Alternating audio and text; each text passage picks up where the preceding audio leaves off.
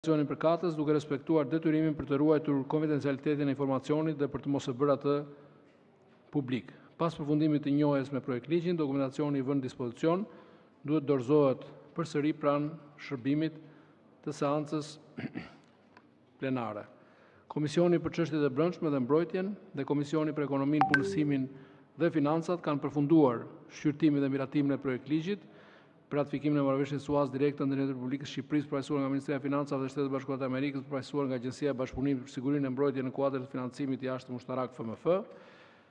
Me shkresën e kryetarit të grupit parlamentar të Partisë Socialiste zotit Tauland Balla për shkak të konfidencialitetit të marrëveshjes dhe dokumentacionit përkatës të projekt ligjit mësipër, kërkohet që seanca plenare gjatë shqyrtimit të projekt ligjit të zhvillohet e mbyllur në përputhje me nenin 43.2 e rregullores kuvendit. Në nenin 43.2 e rregullores kuvendit parashikohet se kërkesën për të zhvilluar seancë plenare të mbyllur mund ta bëjë Presidenti i Republikës, Kryeministri ose të paktën 1/5 e gjithë deputetëve duke e motivuar atë. Pas dëgjimit të kërkesës dhe diskutimeve rreth saj, vendoset me votim të hapur me shumicën e të gjithë anëtarëve të kuvendit. Kur vendoset zhvillimi i seancës plenare të mbyllur, drejtuesi i seancës u kërkon personave të ftuar, medias dhe personave nga publiku të largohen nga salla. Kush do të flasë pro kërkesës? Nuk jemi në procedurë, jemi në procesin e votimit të kërkesës. Ju lutem.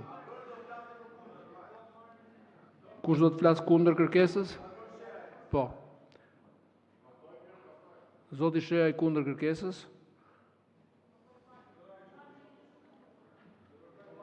Edhe ndërkohë gjej rastin t'ju tërheq vrejtje për një gjest jashtëzakonisht në kundërshtim me rregullat, po mbas edhe me ligjet, sepse në Kuvendin e Shqipërisë është një institucion ku punon një administratë e nderuar, si në çdo institucion tjetër të shtetit, e cila nuk